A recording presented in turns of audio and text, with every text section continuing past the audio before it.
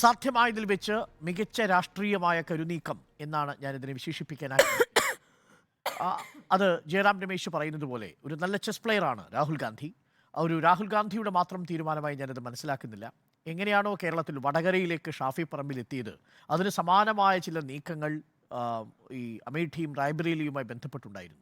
അതിലേക്ക് എത്തുന്നതിന് മുൻപ് ഒരു പ്രധാനപ്പെട്ട രാഷ്ട്രീയ ചോദ്യം എന്ന് പറയുന്നത്, ഒന്നിൽ കൂടുതൽ സീറ്റുകളിലേക്ക് സ്ഥാനാർത്ഥികൾ മത്സരിക്കുന്നത് ശരിയാണോ എന്നൊരു രാഷ്ട്രീയ ചോദ്യം കൂടി ഇതിനോടനുബന്ധിച്ചുണ്ട്. അതുകൂടി ചർച്ച ചെയ്ത് പോകണം എന്നാണ് ഞാൻ കരുതുന്നത്.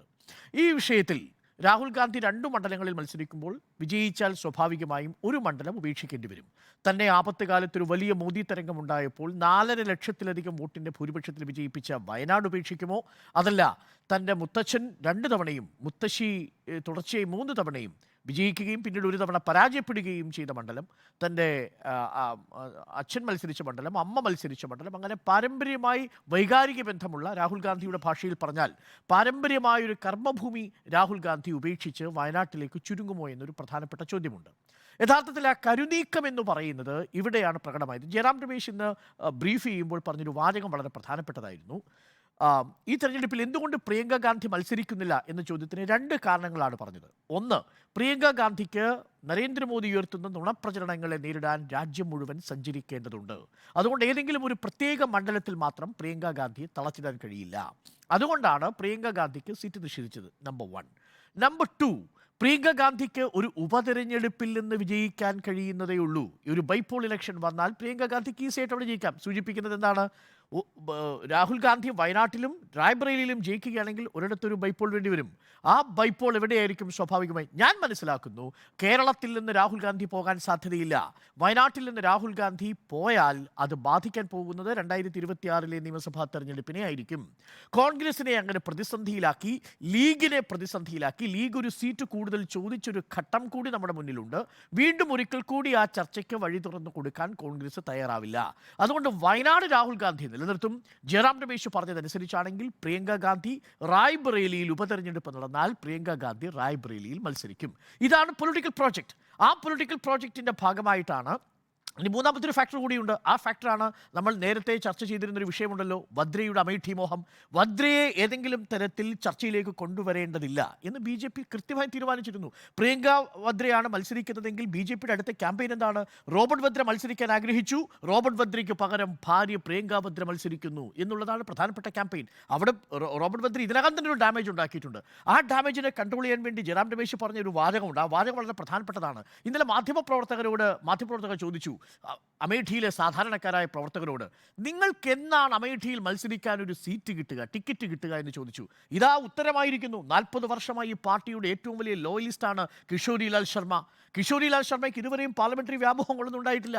പക്ഷേ കിഷോരിലാൽ ശർമ്മയെ ഇതാ കോൺഗ്രസിന്റെ ബാസ്റ്റിനിൽ നിർത്തുകയാണ്, അമേഠിയിൽ നിർത്തുകയാണെന്നാണ് ജയറാം രമേശ് പറയുന്നത്. അപ്പോൾ ഒരു നീക്കത്തിലൂടെ പ്രിയങ്ക ഗാന്ധിയെ മത്സരിപ്പിക്കാതിരിക്കുന്നതിലൂടെ അതിനുള്ള ന്യായീകരണം പറഞ്ഞതിൽ 2 കൺവിൻസിംഗ് ആണ്. മൂന്നാമത്തത് നമുക്ക് അത്ര കൺവിൻസിംഗ് അല്ലെങ്കിൽ പോലും. അപ്പോൾ ഇതാണ് ഒരു പ്രധാനപ്പെട്ട നീക്കം. രണ്ടാമത്തെ പ്രധാനപ്പെട്ട വിഷയം, രാഹുൽ ഗാന്ധി വയനാട് ഉപേക്ഷിച്ച് റായ്ബറേലിയിലേക്ക് പോകേണ്ടതുണ്ടോ? അവിടെയും പ്രിയങ്ക ഗാന്ധിയുടെ ചോദ്യത്തിന് ഉത്തരം കിട്ടുന്നു. ഇത് ഞാൻ ആദ്യം ചോദിച്ച ചോദ്യത്തിലേക്ക് വന്നാൽ, ഈ 2 സീറ്റുകളിൽ മത്സരിക്കുക എന്നുള്ളത് യഥാർത്ഥത്തിൽ രാഷ്ട്രീയ ധാർമ്മികതയ്ക്ക് ചേർന്നതാണോ? പല ഘട്ടങ്ങളിലായി ഈ വിഷയം നമ്മളടക്കം ചർച്ച ചെയ്തു. ഇതാദ്യമായിട്ടല്ലല്ലോ ഒന്നിൽ കൂടുതൽ സീറ്റുകളിൽ മത്സരിക്കുന്നത്. രാഹുൽ ഗാന്ധി കഴിഞ്ഞ തവണ 2 സീറ്റിൽ മത്സരിച്ചിരുന്നു. അതിൽ അമേഠിയിൽ പരാജയപ്പെട്ടു. നരേന്ദ്രമോദി വഡോദരയിലും വാരണാസിയിലും മത്സരിച്ചിരുന്നു. അവിടെ 2ഇടത്തും വിജയിച്ചു. ഒടുവിൽ വഡോദര വേണ്ടത് വാരണാസിയിലേക്ക് പോവുകയും ചെയ്യുന്നു. ഇന്ദിരാഗാന്ധി ഇന്നത്തെ തെലങ്കാനയിലെ മേദക്കിൽ മത്സരിച്ചതും നമുക്കറിയാം. അതേപോലെ ഏറ്റവും കൂടുതൽ തവണ മത്സരിച്ചത് അടൽ ബിഹാരി വാജ്പേയിയാണ്. 1957 തോന്നുന്നു. 3 മണ്ഡലങ്ങളിൽ നിന്നാണ് അടൽ ബിഹാരി വാജ്പേയി മത്സരിക്കുന്നത്. ഇത് പല ഘട്ടങ്ങളിൽ ചർച്ചയ്ക്ക് വരുന്നുണ്ട്. ആ ചർച്ചയ്ക്ക് വരുന്ന ഘട്ടങ്ങളിലെല്ലാം ഉയർത്തുന്നൊരു പ്രധാനപ്പെട്ട ചോദ്യം, ഇതിൻ്റെ കോസ്റ്റ് ആര് വഹിക്കുമെന്നുള്ളതാണ്. ഇതൊരു നൈതികമായൊരു ചോദ്യമാണ്. ലോ കമ്മീഷൻ സമർപ്പിച്ചിരിക്കുന്ന റിപ്പോർട്ടിലും ഈ ചോദ്യം വളരെ പ്രസക്തമായിട്ട് തന്നെ ലോ കമ്മീഷൻ ഉന്നയിക്കുന്നുണ്ട്. 2004 2004 ചീഫ് ഇലക്ഷൻ കമ്മീഷണർ പ്രധാനമന്ത്രിക്ക് കൊടുക്കുന്ന റിപ്പോർട്ടിൽ പറയുന്നത് 1 കാൻഡിഡേറ്റ് 1 സീറ്റ് എന്ന നിലയിലേക്ക് മാറണമെന്നാണ്. പക്ഷേ അന്ന് പ്രധാനമന്ത്രി അത് അംഗീകരിക്കുന്നില്ല. പക്ഷേ അതിനുശേഷം റെപ്രസെൻറ്റേഷൻ ഓഫ് പീപ്പിൾസ് ആക്ടിൽ അതിന് മുൻപിൽ വരുത്തുന്ന ഒരു അമെൻമെൻ്റ് ഉണ്ട്. ആ അമെൻമെൻറ്റ് പ്രകാരം പല മണ്ഡലങ്ങളിൽ മത്സരിക്കാം എന്നുള്ളത് മാറ്റുകയും 2 മണ്ഡലങ്ങൾ എന്നതിലേക്ക് ചുരുക്കുകയും ചെയ്യുന്നു. അപ്പോൾ നിലവിൽ റെപ്രസെൻറ്റേഷൻ ഓഫ് പീപ്പിൾസ് ആക്ട് അനുസരിച്ച് രാഹുൽ ഗാന്ധിക്ക് മത്സരിക്കാം. ഇതെങ്ങനെയാണ് ഒരു രാഷ്ട്രീയ തന്ത്രമായി മാറുന്നത് എന്നത് വളരെ പ്രധാനപ്പെട്ട വിഷയമാണ്. നോക്കൂ, നേരത്തെ സൂചിപ്പിച്ചതുപോലെ ഉത്തരേന്ത്യയിൽ മത്സരിക്കുന്ന രാഹുൽ ഗാന്ധി CPM-ന് കൂടി ഒരു ഉത്തരമാണ് കൊടുക്കുന്നത്. എന്താണ് ചോദ്യം? BJP-യുമായി എന്തുകൊണ്ടാണ് നേരിട്ട് രാഹുൽ ഗാന്ധി മത്സരിക്കാത്തത്?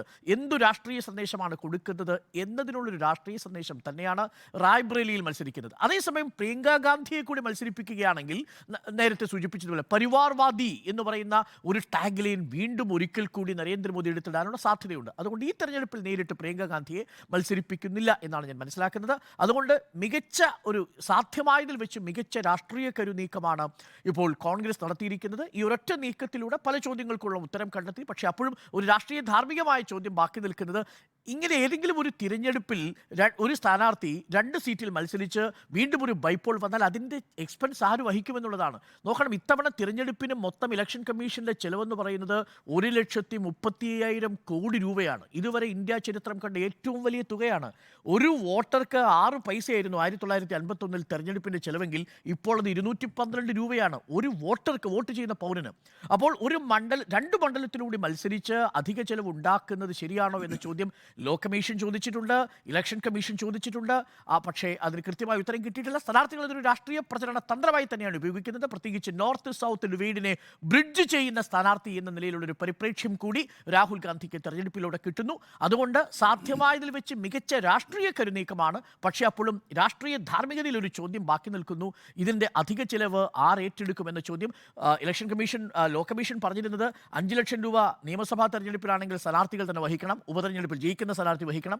ലോക്സഭയിലാണെങ്കിൽ അത് 10 ലക്ഷം രൂപയാണ് കൊടുക്കേണ്ടത് എന്നാണ്. പക്ഷേ അതിനും മീതെയാണ് ഒരു ഉപതെരഞ്ഞെടുപ്പ് ലോക്സഭയിലേക്ക് നടന്നാൽ ചിലവാകുന്നത്. അതൊരു രാഷ്ട്രീയ ധാർമ്മികമായൊരു പ്രശ്നം ഇപ്പോഴും സജീവമായി നമ്മുടെ മുന്നിലുണ്ട് എന്നുകൂടി ഞാൻ കൂട്ടിച്ചേർക്കുന്നു.